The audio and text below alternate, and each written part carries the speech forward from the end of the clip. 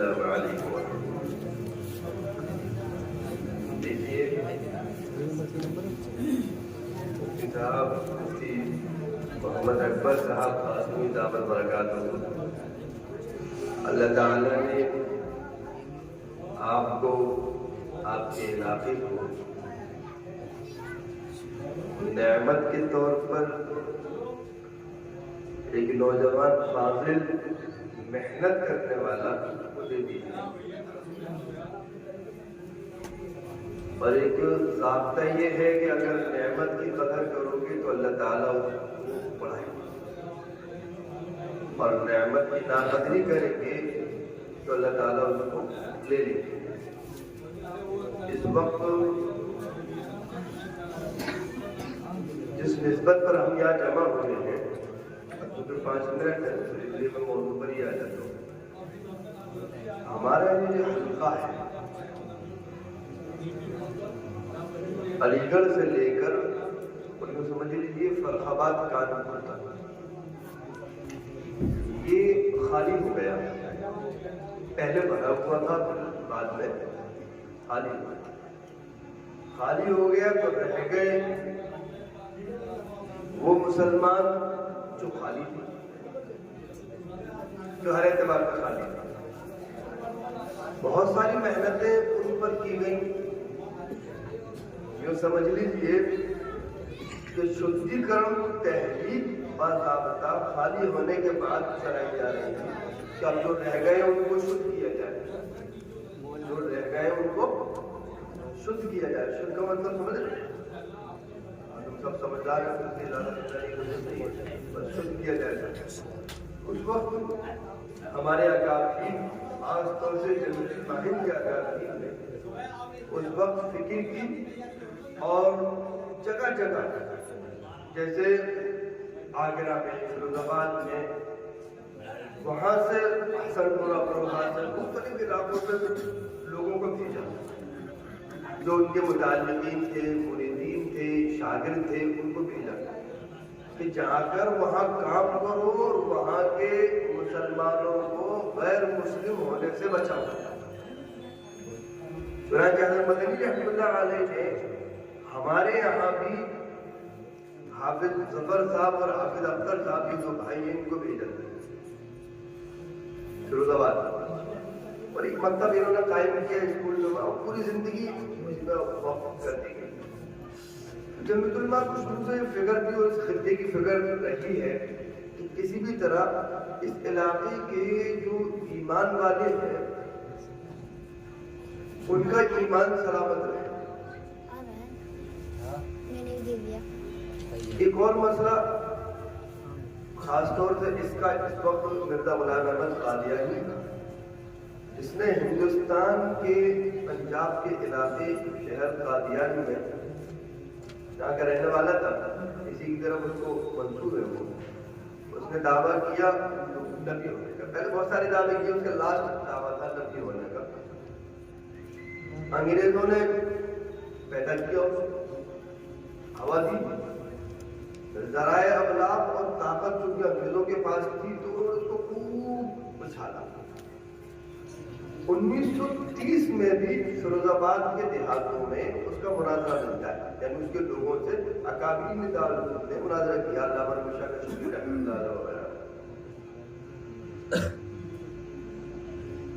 تو ظاہر ہے اس سے یہ مجھے جو بتانا ہے وہ یہ کہ اس خطے میں کام باطل طبقہ ہے، خاص طور سے جس کا مقصد ہے ایمان کو سلب کرنا، وہ زیادہ زوروں پر۔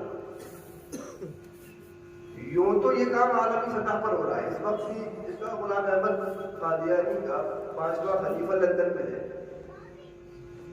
وہاں سے آج بھی سارے کام ہو رہے ہیں، لیکن تو عالمی سطح پر کام ہو رہا ہے۔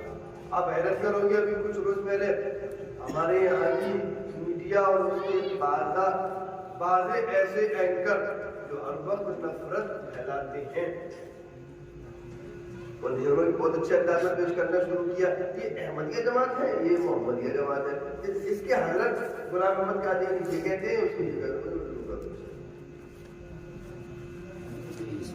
آپ سمجھ رہے ہیں، مطلب باقاعدہ پروفیشنل طریقے سے نیشنل میڈیا پر آ کر جن کو اس کا الفبا پتہ نہیں وہ آ کے اس کو پروموٹ کر رہے ہیں. تو یوں تو سازشیں بہت چل رہی ہیں. یہ میں نے پہلی بار سنا تھا نیشنل میڈیا میں. پھر ایک اور لطیفہ سامنے آیا مولانا کی رکھتا تھا وہ پڑوس والا لطیفہ باقی صاحب نے فیصلہ دیا. ہمارے یہاں ہمارے اکابرین نے منع کیا تھا یہ کہ ایک ملک بن رہا تھا اسلام کے نام پر کہ مت بناؤ نقصان ہو جائے گا. تو اس وقت لوگوں کی سمجھ میں نہیں آئی.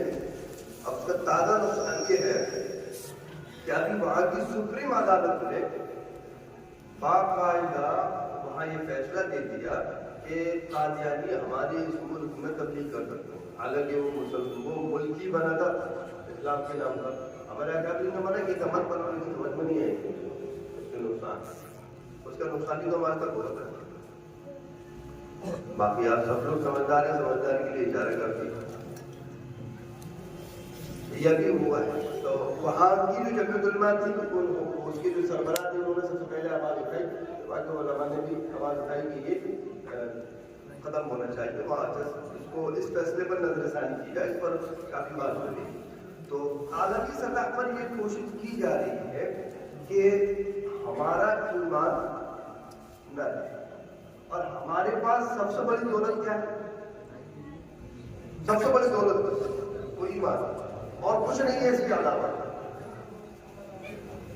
ہمارے بڑے ہم سب سے بڑے فدائے ملت حضرت مولانا سید اسعد مدنی نور اللہ مرقدہ جو شیخ الاسلام حضرت مدنی رحمۃ اللہ علیہ کے صاحبزادے اور اس وقت صدر جمعیت حضرت مولانا سید محمود حسن مدنی صاحب کے بارے میں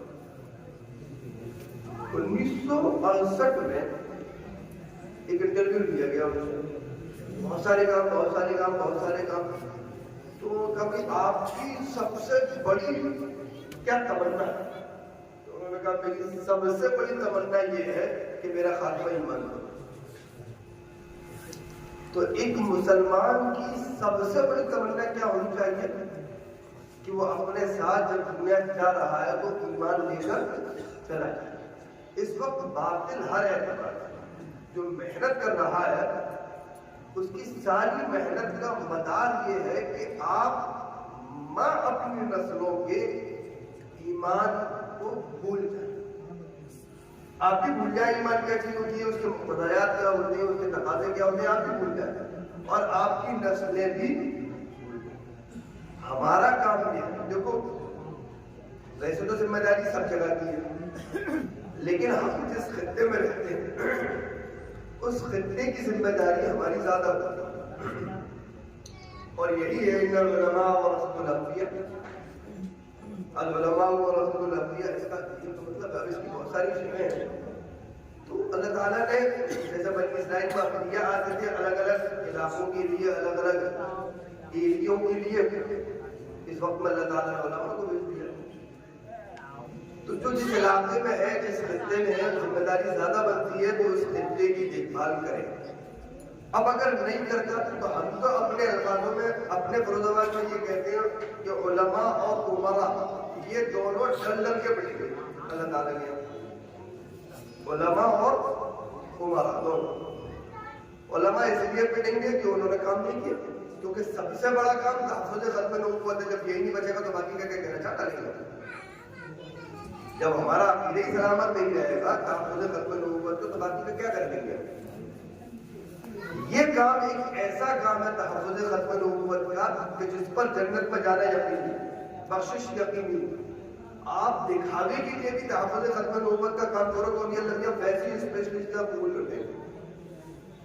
عجیب کام آدمی کہتا ہے نا دکھاوے کے لیے کر لو, دکھاوے کے لیے کرو. یہ ایک ایسا کام ہے جس کو آپ ڈنڈی کی چوٹ پہ دکھاوے کے لیے کرو تو ابھی اللہ تعالیٰ اس میں ثواب ویسے دے دیا. کتنا ضروری کام ہو گیا. ہمارے اکابرین تو اس کام کے لیے تحفظ ختم نبوت کے لیے یہ ہمارے دوسرے ساتھی بتائیں گے وہ الگ تفصیل ہو جائے گی. میں کارگزاری بتانے کا بڑا ہوا تھا.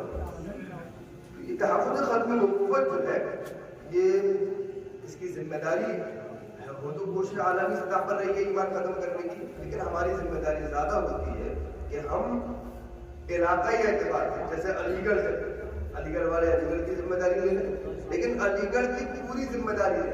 صرف یہ نہیں، آج شروعات ہے. مفتی اکبر صاحب اور ان کی ٹیم نے حضرت مولانا فاضل صاحب دامت برکاتہ، حضرت مولانا ڈاکٹر عبد الرحمان صاحب، یہ ہمارے ضلع کے سربراہ ہیں. مفتی اکبر صاحب شہر کے ذمہ دار ہیں، ان کی ٹیم میں قائد صاحب وغیرہ بہت سارے نام ہیں، اور سبھی ساتھی بہت اچھے ہیں، بہت اچھی طرح کام کرتے ہیں. تو ان کا ساتھ دے کر شہر کے اور پورے ضلع کی ہر تحصیل میں، ہر گاؤں میں، ہر علاقے میں تحفظ ختم نبوت کا پیغام پہنچانا، یہ ہم سب کی ذمہ داری ہے. بتاؤ پہنچاؤ گے یا نہیں؟ انشاءاللہ تحفظ ختم نبوت ہمارا دینی فریضہ ہے، ہمارا دینی فریضہ ہے. ہم سب کام پیچھے رکھ سکتے ہیں لیکن اس کام کو نہیں چھوڑیں.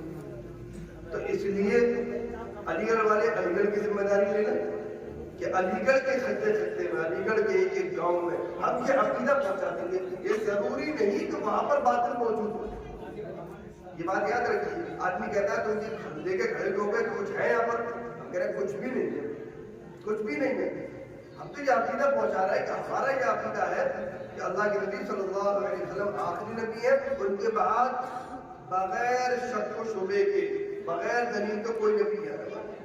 ہماری سنتی نہیں ہے بات، اس معاملے میں بالکل ہم حد وقت ہیں. سنی نہیں رہے کوئی کہ سن تو نہیں، بس ہم حد وقت ہیں سن رہے. اللہ کے نبی صلی اللہ علیہ وسلم کے بعد کوئی نبی نہیں آئے گا، سنی نہیں رہے. اس کے علاوہ کوئی دوسری بات ہمیں اپنا یہ عقیدہ بچے بچے کی زبان پر لانا ہے اور گاؤں گاؤں، محلہ محلہ، گلی گلی، گھر گھر پہنچانا ہے. ختم نبوت زندہ باد، ختم نبوت زندہ باد، ختم نبوت زندہ باد. السلام علیکم.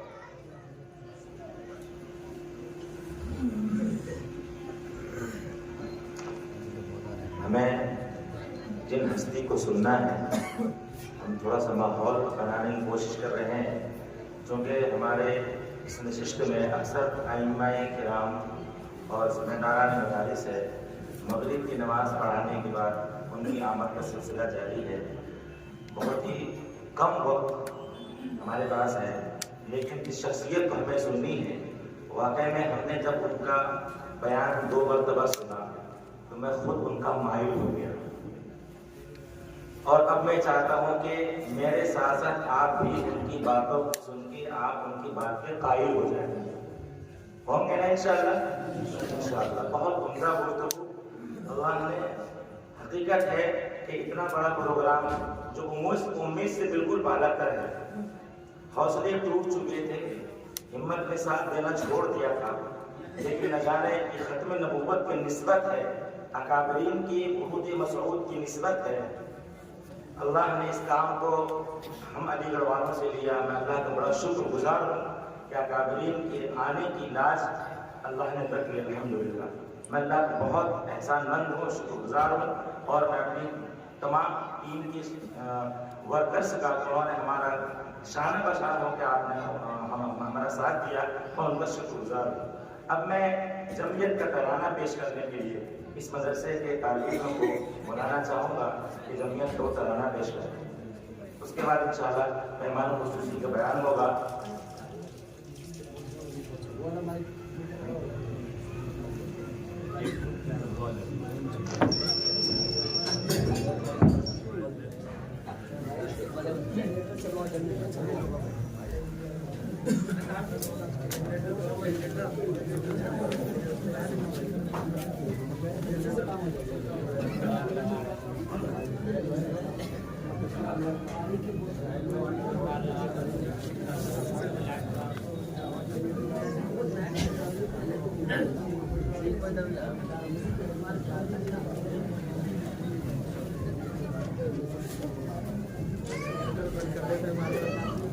بننی لائٹ چلی گئی.